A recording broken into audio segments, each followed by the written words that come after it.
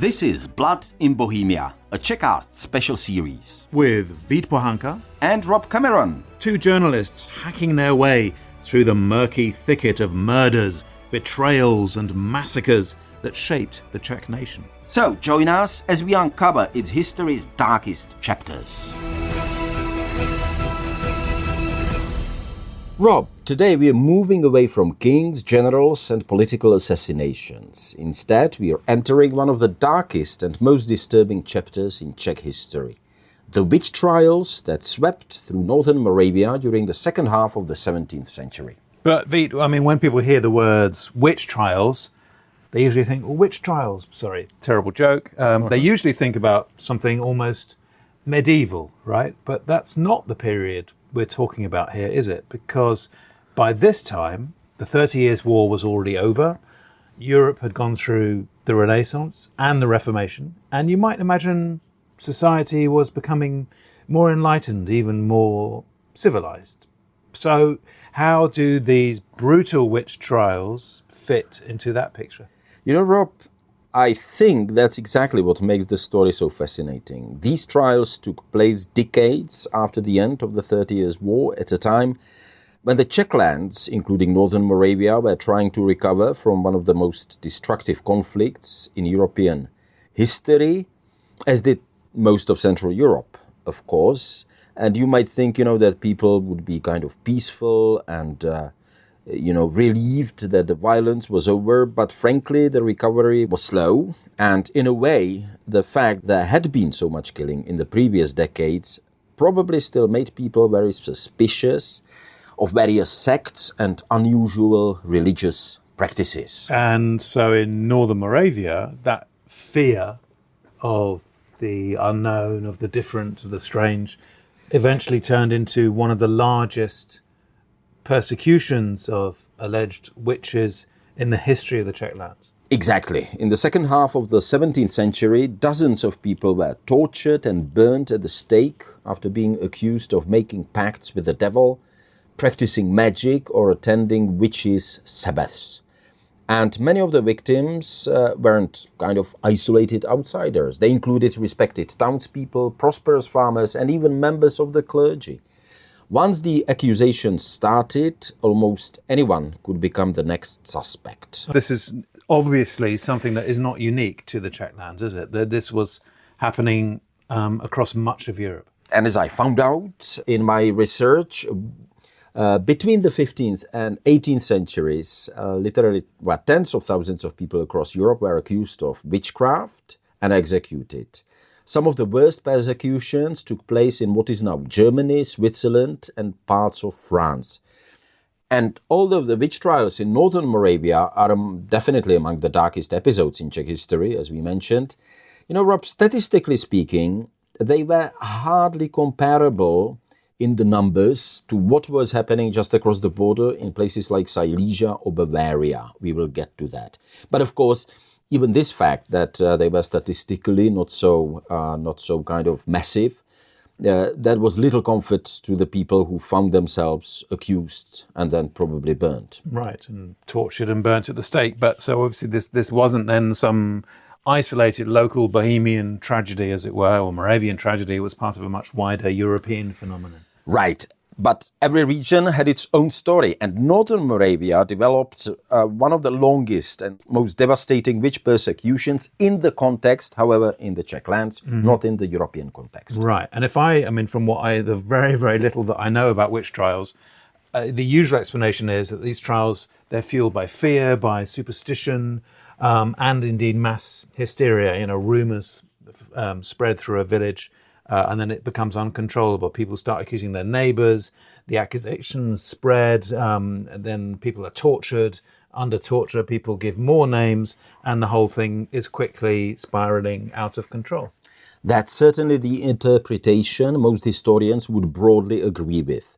But historian Professor Jaroslav Čechura has recently published a very interesting book called The Chronicle of One Madness. I read it, and in it he offers a rather different, and for some of his colleagues, even if not slightly controversial, I would say, interpretation. And controversial in what way? Well, Professor Čechura argues that the trials themselves were not the madness, as they are generally called. Instead, he believes that they were kind of a legal reaction, however brutal and ultimately unjust, to activities that people at the time regarded as real, and that the word madness that he has in mind applies to what was happening before the trials. He suggests that there were various religious sects and groups operating outside the established, by then, Catholic Church, and they indeed existed in northern Moravia even for decades, he says, before the persecution began. Whether historians agree with that interpretation or not, it certainly offers a different way of looking at one of the darkest chapters in Czech history. So let's hear Professor Čechura explain why he chose to call his book The Chronicle of One Madness.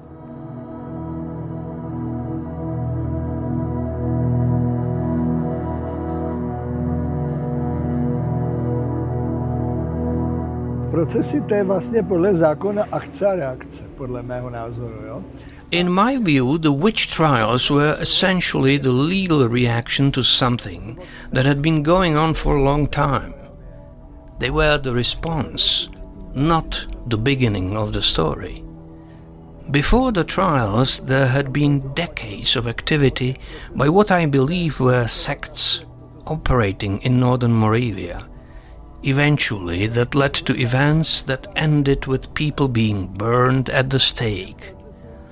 I don't think the causal relationship works the other way around, that we can simply start with the trials and then reconstruct everything that supposedly came before them.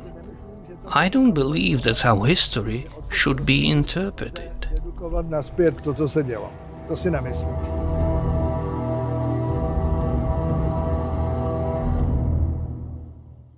So Professor Čechura is saying that we have been putting the cart before the horse, and that we need to look at things the other way around. And that's right. Am I correct in thinking that most Czechs know this story not from the history books, that it somehow entered the popular imagination? Isn't there a famous film about witches in Moravia? Exactly. In Czech, Kladivo na čarodejnice, or in English, Hammer to the Witch, or Hammer to the Witches, it's sometimes translated as well. And I have to say, Rob, that I'm one of the Czechs who were definitely influenced by this film. It's definitely regarded as one of the masterpieces of Czech cinema. And before we go further, let's hear just a short extract from the opening of the film, which I think will give you an idea about the atmosphere. Čarodějnice jsou osoby, které uzavírají s ďáblem řádný spolek a přijímají ďábla za svého pána. On jim za to propůjčuje nadpřirozené věci. So this is the opening scene where we have this guy who's obviously a monk. Z morchu a sádla zavražděných neliňátek, rozmíchaného s čerstvou krví panen, vycezenou spod srdce. And what he's talking about is he's talking about women and their womb being the entrance to the hell, and it's got kind of, sexual undertones, and it's very dramatic, very dark, and it's very kind of impressive, I would say. The film was directed by Otakar Vávra. I think we mentioned him already. We did. One of the giants of Czech filmmaking, with some controversial kind of turning points as well, because he worked during the war, right? He started working even during Nazism. Yeah. Not that he was making propaganda films, but he was making films that were okay under Nazism. Then he started working under communism. He made some historic films, like we mentioned Jan Žižka, Jan Hus, Jan Roháč Dubé, this kind of trilogy. He also had many lovers, among them the most beautiful Czech actresses at the time, didn't he? He was... perhaps even for decades afterwards. Decades afterwards, he taught at the FAMU, the Film Academy, where, as I heard, I don't know whether these are just rumors, but many young students kind of, were seduced by his charms and his reputation. And he survived, he lived beyond 89, I think. He lived to see the fall of communism. Oh, yeah. He lived, I think, until even 2000, maybe later. I think you're right, yeah, he was definitely a big figure. But let's get back to Hammer to the Witch, this very kind of interesting film. He made it in 1969, which, as many listeners will know, was quite shortly after the Soviet-led invasion of Czechoslovakia in 1968. And in it, he tells the story of the Moravian witch trials as a kind of warning about the abuse of power. That's fascinating. So perhaps as a contrast to Professor Čechura's interpretation, the film presents the trials primarily as something driven by human greed and political manipulation. Right, and that kind of madness, that Professor Čechura actually preceded the trials. So let me just mention briefly, the central figure is the Inquisitor, Boblik, Good name. who we'll be talking about later. Well, his full name was Friedrich Boblik von Edelstadt. So he's sometimes called Pans Edelstadt too, which would be the Lord of the Edelstadt. We'll mention it a little later, but let me just say that in the film he uses accusations of witchcraft to enrich himself and his allies, confiscating the property of the accused and eliminating anyone who stands in his way. So fear and torture become tools for producing more accusations, creating a kind of vicious circle from which almost nobody can escape. And did the cinema goers in 1969 and past that recognize that this film was not just about the witch trials of North Moravia, having seen the Russian tanks arrive a year previously and then all the political changes and normalization that happened afterwards? I think you would have to be very dumb not to realize that it's some kind of allegory, I think, because although it's set almost 300 years earlier, Hammer to the Witch was widely understood as a powerful allegory of the Stalinist show trials of the 1950s. The forced confessions, learned by heart in many cases by the accused, and the systematic destruction of innocent people all echoed experiences that, I suppose at that time, were still painfully fresh in Czechoslovakia. And I think that the historical parallel is one of the reasons why the film remains such a powerful and influential part of the Czech cultural memory. Let me just add that the communist authorities, they didn't ban it completely, but it was never shown on television before 1989. You couldn't see it in the cinemas in the 1970s or 80s in the kind of general, for the general public. For this reason, because they were worried that the public would see... that it was still seen as the criticism of the 1950s. You could, however, see it in film clubs, and that's how I saw it when I was at gymnasium as a secondary or high school student. And it really was very, very impressive. So the communist authority didn't completely ban it, but they didn't, show it to the general public in general sense either. And obviously Otakar Vávra, he wasn't the first film director to use witch trials as a metaphor for contemporary politics, right? I mean, think of The Crucible. Exactly. As you mentioned, Crucible, the famous 1953 play by the American playwright Arthur Miller, who used the Salem witch trials in the United States. Well, this was colonial period in America. What would become the United States. What would become the United States of the late 17th century as a kind of allegory again, but for McCarthyism and the anti-communist witch hunts that were sweeping the United States at that time. So I think very kind of interesting parallel. It's fascinating. But Rob, also kind of interesting point. I mean, why people still consider these witch trials as something fascinating, something that really kind of energizes our imagination. Yeah. Well, there's something slightly pornographic about it, isn't there? Because often these women are disrobed and tortured and all the rest of it. So there's the violence, and then obviously it's about women and their power over men and so on. But it is interesting that both Arthur Miller and Otakar Vávra are looking back centuries to make a comment about political persecution that is happening in their own time, or perhaps a few decades earlier, a few years earlier. Yeah. And in case of McCarthyism, it was anti-communist. But what Vávra was kind of showing was the communist kind of, witch trials or processes of the 1950s. Anyway, I think it's quite interesting. And we should mention that, even though the subject is the witch trials of the late 19th century in northern Moravia. Mm-hmm.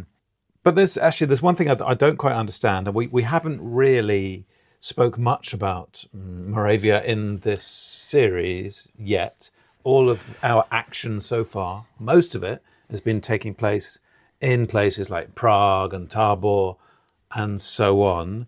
I mean, these major witch trials, it seems they were confined to North Moravia. Why there? Why not Prague? Why not South Moravia? Why not West Bohemia? I will answer in a second. Let me just clarify one thing, because this series is called Blood in Bohemia. It is. Very good point. And not this blood is in not Moravia. Bohemia. But I took the liberty It's not here. murder in Moravia. Perhaps It's not murder in that's Moravia. an idea That's for a new good series. idea. Well, for the new one. Yeah. No, because, I mean, it was the kingdom of Bohemia. Let me put it like that. Right. Yeah. Even though someone could say that Moravia wasn't part. Well, let's not go too further, too deeply into that.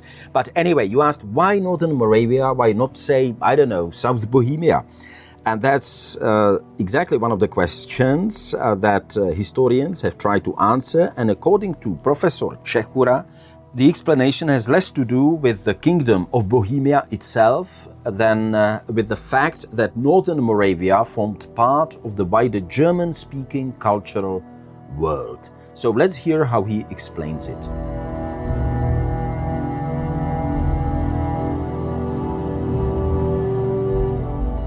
Já mám pro to jednoznačnou odpověď, že to byl historický kraj německý. I think there is a very clear answer to that question. Northern Moravia was historically a German-speaking region. If you look at the German-speaking parts of Central Europe, you'll find that they experienced some of the most intense witch hunts anywhere on the continent. Bavaria, for example, is almost a textbook case. And it didn't really matter whether people were Catholic, Lutheran or Calvinist. The phenomenon crossed confessional boundaries. The fact that Northern Moravia belonged to the Kingdom of Bohemia wasn't the decisive factor. What mattered was that it was part of this wider German-speaking cultural world. The same was true of neighboring Silesia, where the witch hunts were even more intense. In fact, I believe the phenomenon spread from Silesia into Northern Moravia. Já myslím, že ze Slezska to přešlo na tu severní Moravu. Jo?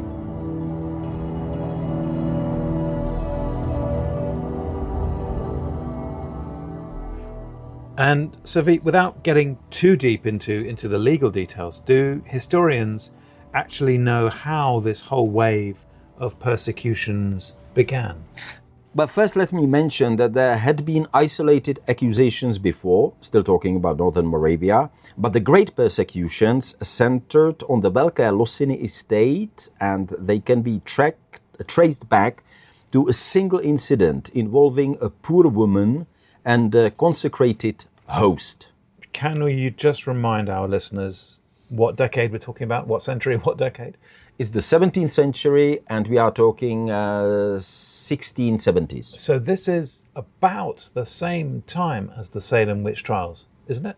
Roughly, yeah. Roughly. Yeah, I'm just curious whether one could possibly have influenced the other, but I guess there's no way, right? No. I mean, this was definitely well, I say no. What do I know? But I think the probability or the likelihood that there would be some sort of connection is probably quite small.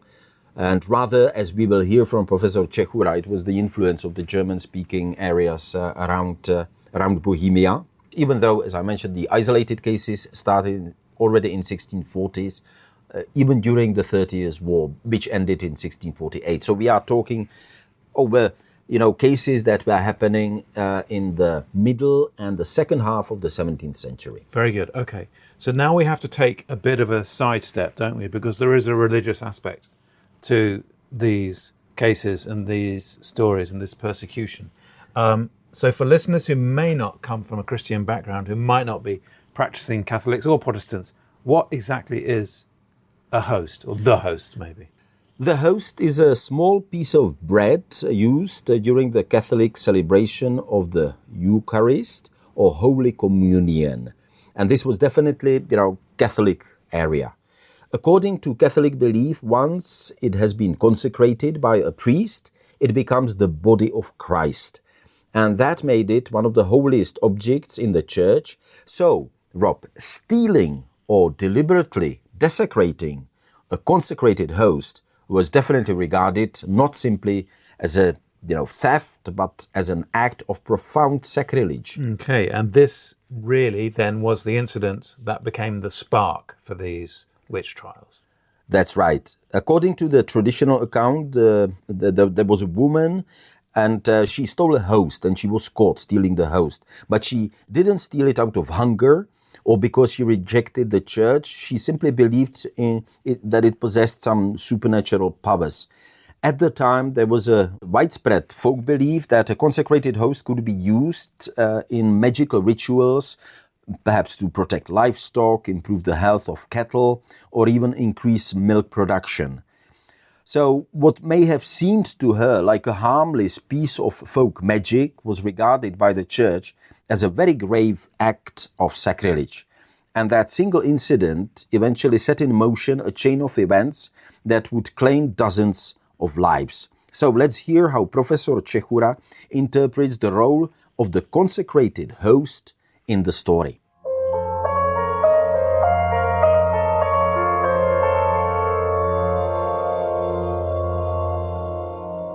To je jeden ze zásadních momentů té sekty. This was one of the defining features of what I see as the sect. Even the court verdicts state that its members had renounced the church, and the consecrated host became the central symbol of that rejection. They continued to attend Mass, received communion, and secretly collected the hosts. Later, during what I would describe as ritual gatherings, they deliberately desecrated them. According to the trial records, the hosts were thrown into latrines, urinated on, fed to dogs, and otherwise destroyed. Some of those involved were said to have accumulated hundreds of consecrated hosts. I haven't found anything comparable elsewhere in Europe. Nowhere else do we see the consecrated host used so systematically as a kind of anti-symbol, a deliberate rejection of the established religious and social order. That's what makes this case so remarkable. According to the sources, all the leading figures in the movement took part in these acts of desecration. Všichni ty protagonisti i ty nejvyšší, ty hosty prostě ničili.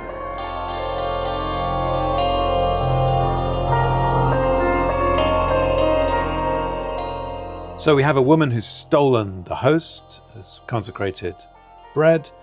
I still don't see how this one act leads to one of the biggest witch trials in Czech history. And you are right, it didn't. At first, the incident looked like a purely local matter.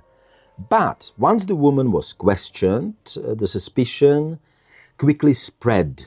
Under pressure, she implicated other women. Again, I think this is a very kind of, common threat in these witch trials. I mean, a woman is under pressure, and she says, and she's asked, who was with you, or who was it for, the host? So she started giving names. She implicated other women, claiming they too had taken consecrated hosts to use in folk magic. And here I imagine that she was trying to say, hey, look, I mean, she did it as well, and she did it as well, and nothing happened to her. But she started naming them, and there it was.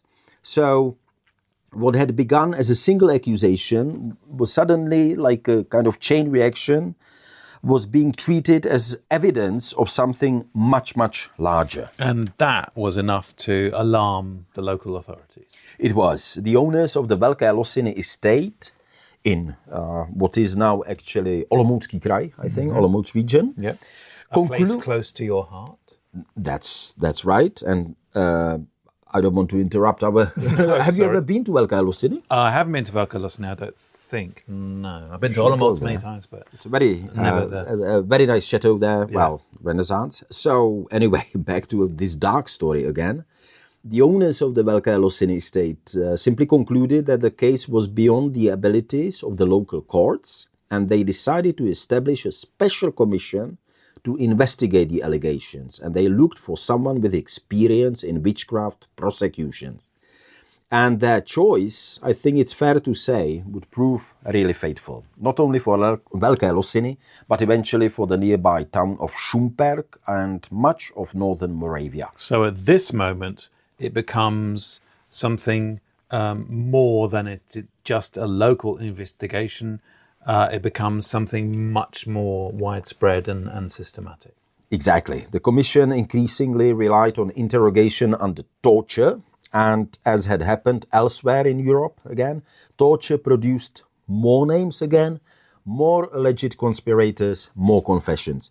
Each confession was treated as evidence that a kind of organized network of witches existed, creating a self-perpetuating cycle in which almost every accusation generating several more. So before long, what had started with one consecrated host had developed into a full-scale witch hunt. And this is the moment where one man with perhaps the finest name to have graced our 10-episode series enters the story, and he becomes almost synonymous with the Moravian witch trials. And Vít, his name is... In Czech, Jindřich František Boblik z Edelstadtu, and in German that would be Friedrich Francis Boblik of Edelstadt. A fantastic name, a brilliant name. But he was the investigator. So what do we know about him? Well, depending on whom you ask, he was either a determined investigator carrying out the law of his day professionally, or, on the other hand, an ambitious and ruthless inquisitor whose methods greatly expanded the persecution. Either way, he became the central figure of the whole story, and whereas Otakar Vávra in the film that we talked about described him exactly as a kind of greed-driven person who's after property, Jaroslav Čechura has a different interpretation.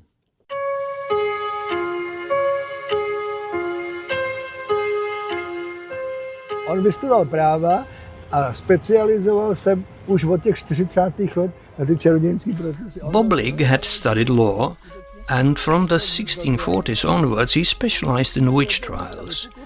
He was frequently called upon because he was regarded as an expert in this field, strange as that may sound today.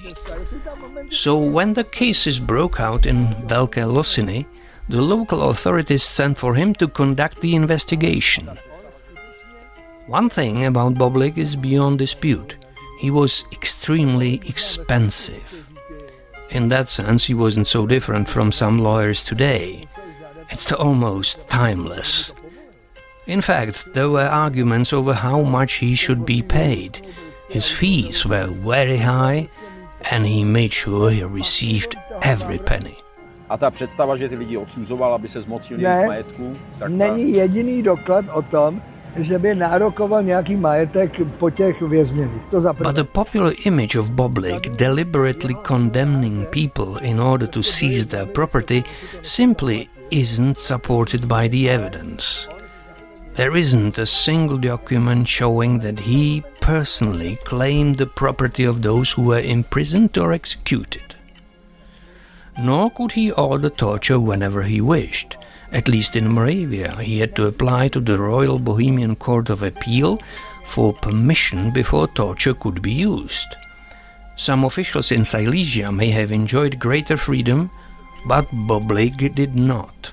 Čili udělat z něj jakýsi monstrum, který o svý lusknul brsty a už hořely branice, to je prostě mýtus. So, portraying him as a monster who could simply snap his fingers and send people to the stake is, in my view, a myth. And that's one of the lasting misleading legacies of Otakar Vávra's film Hammer for the Witches. It powerfully reinforced that image, even though the historical reality was much more complicated.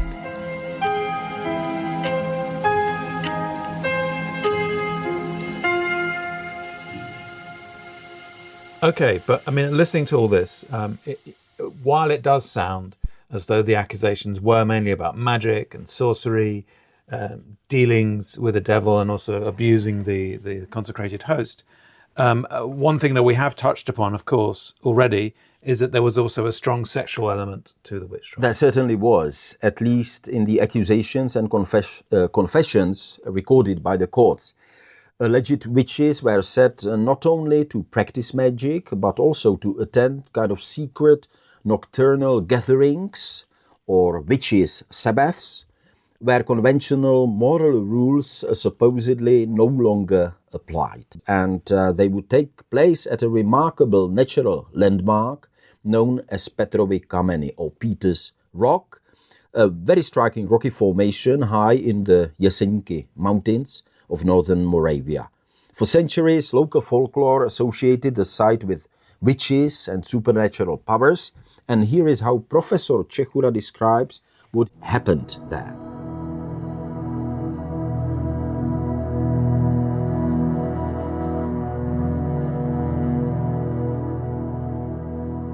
Na těch Petrových kamenech to je taková plošina, že jo? A tam se vešlo několik... Petrovy Kameny is essentially a broad rocky plateau. It's large enough to accommodate several thousand people. During the major sabbaths, I believe there were several hundred participants there, perhaps as many as 500. And sex was an integral part of these gatherings. Within what I regard as the sect, the normal social rules simply didn't apply. It didn't matter who was with whom, because virtually everything was permitted. V rámci té sekty bylo povoleno vše.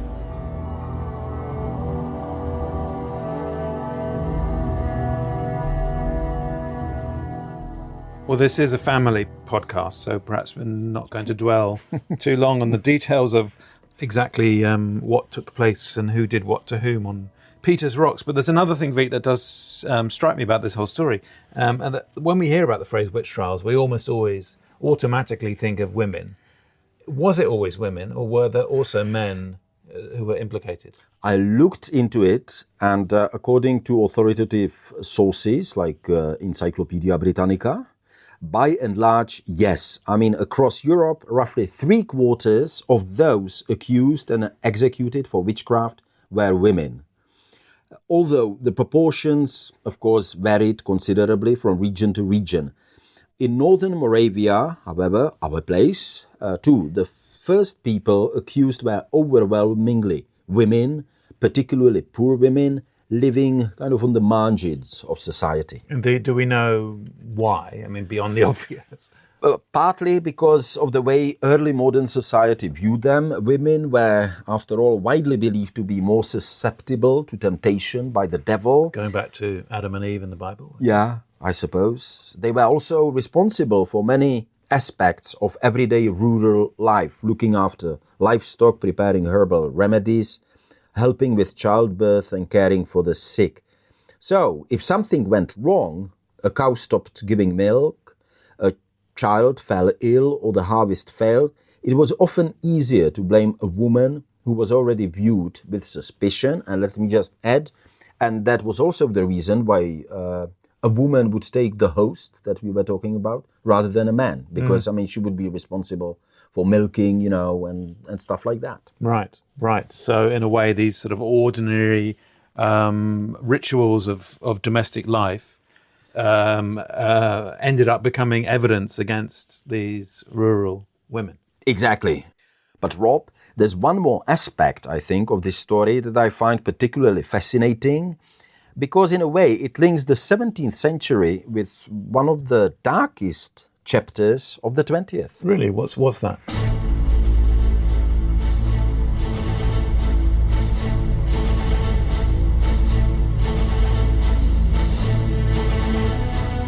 Well, let me start like this. Back in the 1990s, I co-translated a biography of Heinrich Himmler, the Reichsführer SS, the head of the Nazi SS.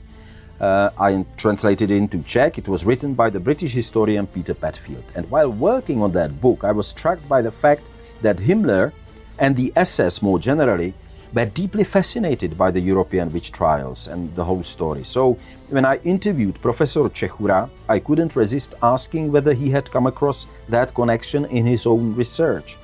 And let's hear what he had to say.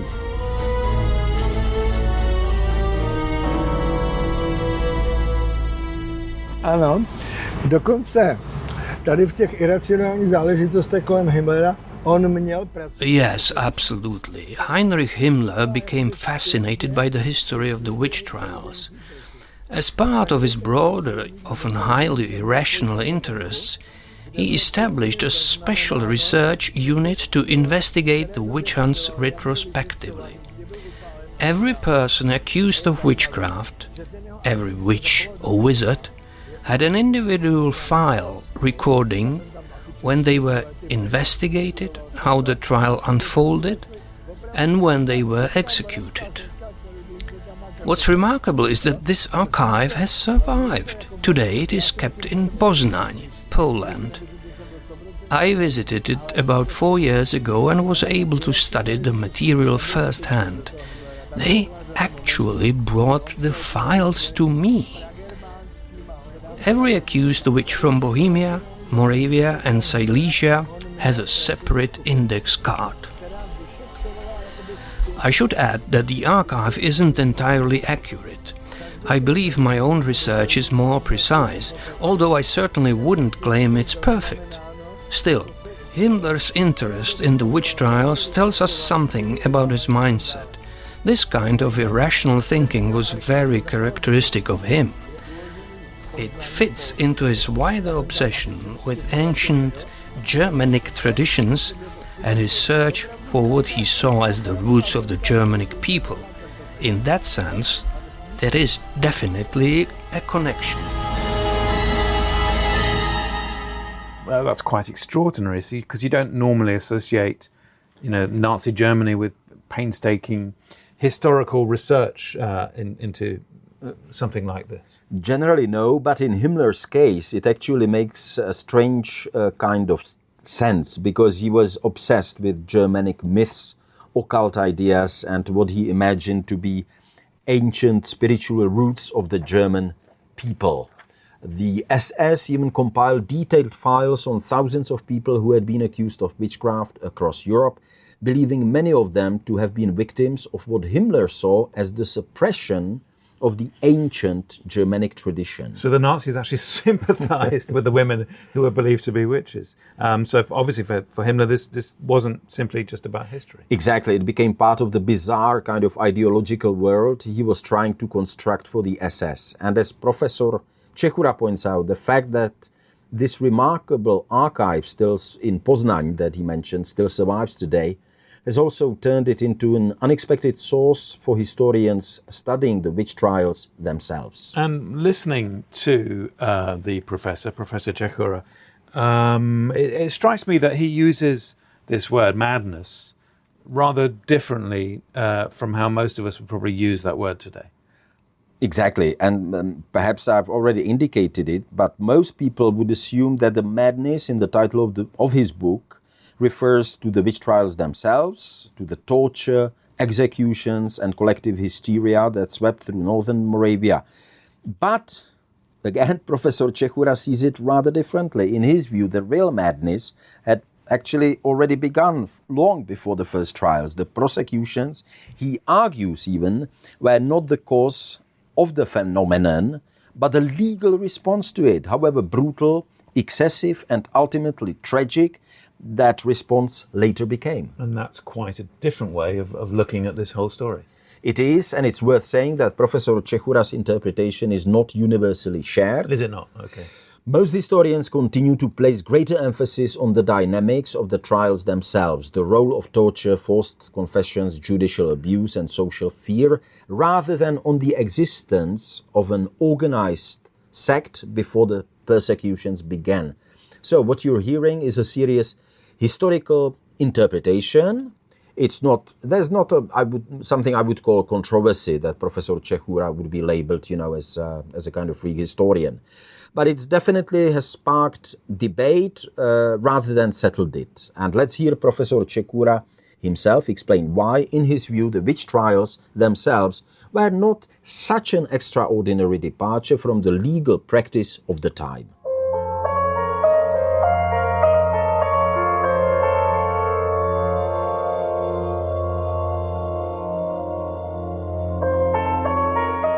V Čechách čarodějnictví bylo odsuzovaný k trestu smrti už v 16. století. Tam máte takzvaný Koldinův zákoník. In the Czechlands, witchcraft had been punishable by death since the 16th century. The legal basis was Koldin's Code of 1570s, which explicitly states that anyone found guilty of witchcraft was to be either burned at the stake or buried alive. So the punishment itself wasn't something new. It was simply the continuation of existing legal customs and judicial practice.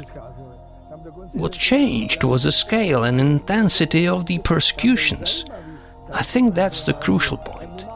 In northern Moravia there were several legendary hilltops.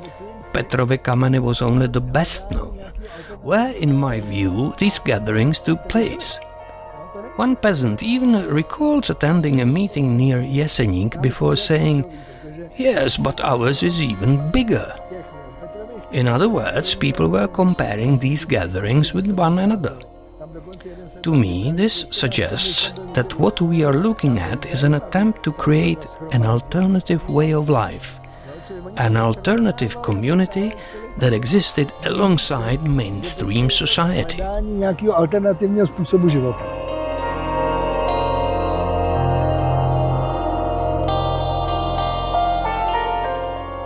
So, in Professor Čechura's view, what made Northern Moravia exceptional wasn't that the law suddenly became more brutal. Exactly. He argues that the legal framework already existed. What changed was the scale of the prosecutions and, in his interpretation, the existence of an alternative religious community that the authorities eventually tried to eradicate. Now, whether that interpretation will eventually persuade more historians remains to be seen, but it certainly challenges us, Rob, I think, to think about these events in a different way, in a deeper way, I would say. Even. Absolutely. But I mean, before we go, I suppose we should put this all into perspective. Because earlier you mentioned that, you know, terrible as the Northern Moravian witch trials were, they weren't unique in Europe. So just how widespread and how large were they compared to what was going on in the rest of the continent in this period? Well, they were certainly among the largest witch persecutions. Well, they were the largest witch persecutions in the history of the Czechlands. But again, when viewed in the broader European context, they formed part of a much wider tragedy. And modern historians estimate that between 40 and 60,000 people were executed for witchcraft across Europe between the 15th and 18th century, following many tens of thousands more trials. Somewhere, let me just add, you can find estimates as high as 100,000 people who died in Europe between those centuries, 15th and 18th, in witch trials or as a result of witch trials. So certainly tens of thousands. And in Northern Moravia, if we go back to our story? Well, the main persecutions led by our friend, Boblich von Edelstadt, claimed around 100 lives. If we include the earlier, I would say, individual cases, sometimes groups of witch trials in the region, the total number of executions still remains well below 200. Now, that again doesn't make the suffering of those people any less real or any less horrific. But especially if they were innocent as well. Right. But it does remind us, I think, that Northern Moravia was part of a much larger European phenomenon that reached even greater intensity in places such as Bavaria, Würzburg, Bamberg, or neighboring Silesia, and the other places, as I think we mentioned, Switzerland, parts of France. So, yes, witch trials in Northern Moravia were among the darkest episodes in the history of what today is Czechia, but they were also part of a broader European tragedy. They were one chapter in a story that stretched across the continent, claiming tens of thousands of lives and reminding us that fear and suspicion know no borders. And perhaps that's why the story still resonates today, V. Not because most of us believe in witches anymore, but because we still recognize the dangers of fear, rumors, forced confessions, and the search for convenient scapegoats. So, a different century. The same human nature. And that's another remarkable and, I suppose, rather unsettling chapter in the history of the Czech lands. And another chapter in Blood in Bohemia. With Pohanka. And Rob Cameron.